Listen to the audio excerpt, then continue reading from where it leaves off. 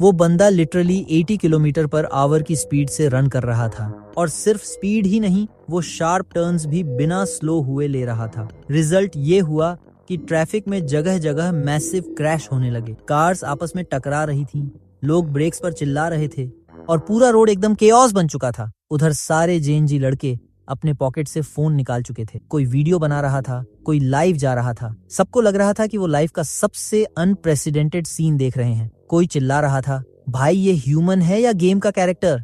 तो कोई बोल रहा था, ये रियल नहीं हो सकता। अब जरा चीजों को राइम के पर्सपेक्टिव से देखते हैं। वो खुद भी समझ नहीं पा रहा था कि उसके आसपास क्या हो रहा है। वो ऐसी जगह पर दौड़ रहा था जहां वो पहले कभी नहीं आया था। उसे आखिरी चीज जो याद थी वो ये थी कि वो अपनी मिस्ट्रेस को असैसिन्स से बचाने की कोशिश कर रहा था। तभी अचानक उसके सामने पुलिस कार्स आकर रुक गईं और रास्ता ब्लॉक हो गया। पहली बार उसकी स्पीड थमी। हाई लेवल ऑर्डर्स के अंडर पुलिस ऑफिसर्स ने तुरंत सिचुएशन कंट्रोल करने की कोशिश की। उन्होंने रायोजाम को चारों तरफ से घेर लिया। रायोजाम वहीं खड़ा था, मूव नहीं कर रहा था, जैसे उसका दिमाग कहीं और अटका हो। उसे सब कुछ साफ साफ याद आ रहा था। उसे याद था कि वो अपने आर्च नेमेसिस ओकायन के साथ वाटरफॉल में गिरा था। चक्रा रायोजाम एक ब्रेव वॉरियर था जिसने क्लिफ के एज पर अकेले 300 असैसिन्स को स्ले किया था। वो लगातार 4 डेज तक तबाही मचाता रहा। जो भी उसकी मिस्ट्रेस के करीब आने की हिम्मत करता, उसकी बॉडी वहीं ढेर हो जाती। वो अपनी जान की कीमत पर उसे प्रोटेक्ट कर रहा था। वेव आफ्टर वेव असैसिन्स को क्लियर करने के बाद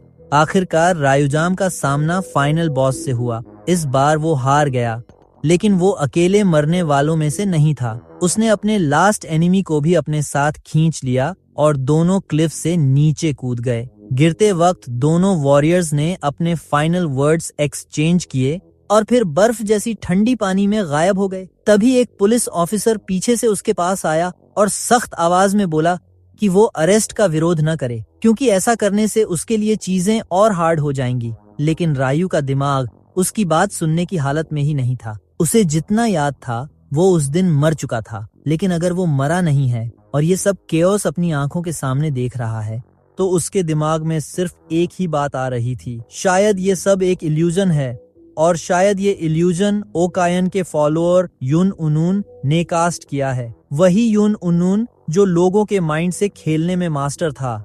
इस सोच के साथ रायुजाम ने पुलिस ऑफिसर्स को अपने नंगे हाथों से ऐसे झटका दिया जैसे वो इंसान नहीं, पत्ते हों। कई ऑफिसर्स हवा में उछलते हुए दूर जाकर गिरे।